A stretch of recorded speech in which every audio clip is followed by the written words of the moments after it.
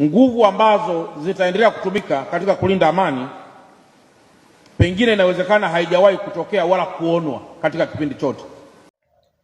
Naam, karibu sana msikilizaji katika kituo chetu hichi. Bila shaka tuendelee na mfululizo wa taarifa zetu kwa kuhakikisha kwamba tunapata kutaarifika na tunapata kutambua kinachotokea nchini Tanzania, lakini pia tunapata kuelewa kwamba kinachotokea kinaleta manufaa ama kinaleta madhara gani kwa wananchi wa kawaida. Na msikilizaji, zimetokea leo taarifa ambazo kama zinaonekana kama tahadhari kwa Watanzania dhidi ya kushiriki maandamano ya Sabasaba. Na msikilizaji, gumzo la maandamano haya ya Sabasaba limekuwepo sana na watu wanaonekana kujiandaa sana kwa ajili ya siku hii ya maandamano ya Sabasaba. Kinachotokea ni kwamba upande wa serikali unaonekana ukiwa unakinzana na kauli hii ya watu wengi ambao wanahisi kwamba wanahitaji kufanya maandamano kulalamikia tu baadhi ya masuala ambayo wanahisi kwamba hayajakuwa mazuri. Na kwa sababu hiyo serikali imeendelea kutoa majibu ama imeendelea kujibu baadhi ya kauli hizi za watu kuhusiana na tukio hili la maandamano ambayo yanaratibiwa kuwa siku hii ya tarehe 7 Juni mwaka 2026. Sasa msikilizaji, mkuu wa mkoa wa Dar es Salaam Bwana Albert Chalamila ameweza kutoa onyo kali kuhusu hali ya maandamano haya yatakayoweza kutokea. Na sasa kwenye maneno aliyoweza kuyatumika yameonekana kuwa ambayo yanachochea kuwepo kwa maandamano zaidi kutokana na jinsi alivyoweza kuzungumza. Na ndio maana taarifa hii yake msikilizaji imepata kuleta matatizo kwa wananchi kutokana na kuhisi kwamba wanatishiwa kujieleza ama kushiriki kwenye haki zao za kikatiba ama kueleza baadhi ya matatizo ambayo wanahisi kwamba wanakumbana nayo katika nchi ya Tanzania. Na kwa sababu hiyo bwana huyu ameonekana kama kutishia wananchi dhidi ya kutumia haki zao za kikatiba za kujieleza na za kuonyesha kutoridhishwa na kile ambacho serikali inakifanya. Sasa katika mazungumzo yake siku ya leo, hotuba yake imesoma hivi: nimeona kwenye mitandao baadhi ya watu wanatamani kuleta chokochoko kwenye mikoa yetu, na kwa bahati mbaya sana nguvu inayotumika kulinda amani wakati mwingine inakuwa ya kawaida sana. Nguvu zitakazoendelea kutumika kulinda amani pengine haijawahi kutokea wala kuonwa katika kipindi chote. Na pengine kuna wengine wanadhani kuna nguvu ishawahi kutumika mahali, wanadhani kwamba kuna nguvu ishawahi kutumika mahali, lakini anawahakikishia kwamba nguvu ambao wanataka kuitumia kwenye kukabiliana na maandamano haijawahi kuonekana mahali. Na kama kwamba kuna mtu anahisi kwamba nguvu iliyotumika kudhibiti vurugu za Oktoba 29 ilikuwa kubwa, basi hajui ambayo inakuja.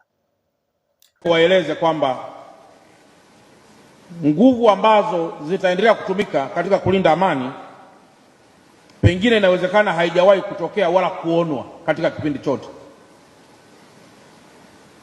Na kama inawezekana wengine wakadhani kwamba kuna nguvu iliwahi kutumika mahali, Kwenye kikao hiki nataka nikuthibitishie yalikuwa ni majaribio tu ya kutumia nguvu kulinda amani, kwa maana nguvu yenyewe halisi ya ulinzi wa amani itaanza kujionyesha taratibu kadiri mtu mwenyewe anavyokuja kwetu. Kwa hiyo ndugu washiriki, nianze na agenda yetu ya kwanza. Akasema hivi, kwenye kikao hiki nataka niwadhibitishie yalikuwa ni majaribio kutumia nguvu chache kulinda amani, kwamba kilichoshuhudiwa Oktoba 29 kilikuwa tu ni jaribio. Yaani walikuwa wanajaribu kuzitumia zile nguvu kuona kama wataweza kukabiliana na hali ile ya fujo inavyofaa. Kwa hivyo kilichoonekana pale ni majaribio tu, na kwa hivyo kile ambacho kitatokea sasa kitakuwa ni kikubwa zaidi. Bwana huyu Albert Chalamila amezungumza leo na wenye viti na watendaji wa mitaa na kata kwenye ukumbi wa kimataifa wa mikutano ya Julius Nyerere. Sasa msikilizaji, taarifa ambazo zinaleta matatizo na wananchi ama na baadhi ya waandaaji wa maandamano ya Sabasaba ni kauli ya kuhisi kutishika kutokana na jinsi bwana huyu ameweza kuzungumza ama maneno aliyoweza kuyatumia kueleza alichotaka kukisema siku ya leo, kwa sababu kuna kipande hichi ambacho kimezungumza hivi,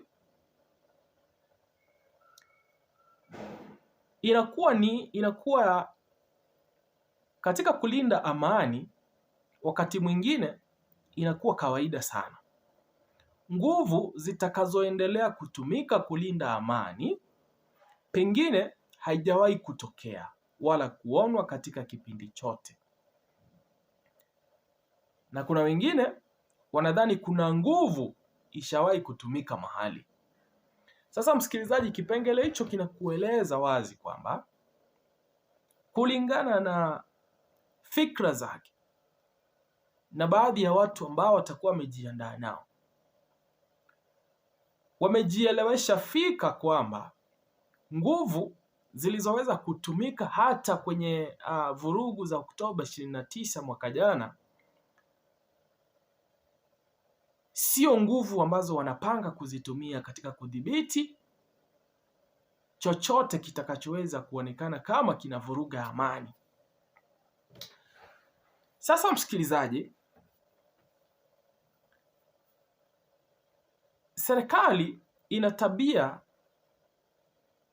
ya kutaja vitu ambavyo wanahisi kwamba vinawaletea matatizo, kusanya kodi, kama vurugu, kwa sababu katiba inaruhusu wananchi kuandamana ama kutokea, kuonyesha kutoridhishwa, kuonyesha malalamishi, kusema kwamba kitu fulani akijatokea freshi. Kwa hivyo katiba inaruhusu, lakini viongozi wanataka kutaja jambo ama kitendo cha wananchi kutoka nje na kulalamika kama kitendo cha kuleta vurugu ama kama hatua ya kuharibu amani iliyopo nchini. Na sasa hali hiyo ama katika msingi huo wanaweza kuwaleta polisi, wanaweza wakawatafuta watu wa aina yoyote wakaweza kukabiliana na wananchi ambao wanaandamana. Ndio bwana huyu anasema kwamba ikiwa kuna mtu anafikiria kwamba kuna nguvu ziliweza kutumika mahali ambazo zilikuwa ni kali, basi atakuwa hajui nguvu ambazo watakuwa wanapanga kuzitumia katika kuhakikisha kwamba maandamano hayo hayafanyiki, kwa sababu serikali imekuwa na njia za kutaja maandamano kama vurugu ama njia za kuvunja amani. Lakini maandamano yapo kwa ajili ya kuhakikisha kwamba wananchi wanaonyesha kutoridhishwa, wanasogesha mbele malalamishi, wanataka kupinga hatua ambazo wanaona serikali inazichukua ambazo sio nzuri.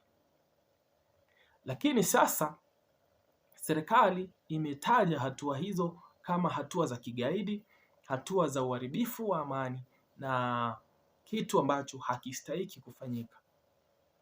Na kwa sababu hiyo wameanza kutoa onyo kwamba wataweza kutumia nguvu ambazo hazijawahi kuonekana katika kuhakikisha kwamba wanalinda amani. Na ndiyo, ni bora kulinda amani, lakini sio kwa watu ambao wanalalamikia matatizo ambayo wamesababishiwa.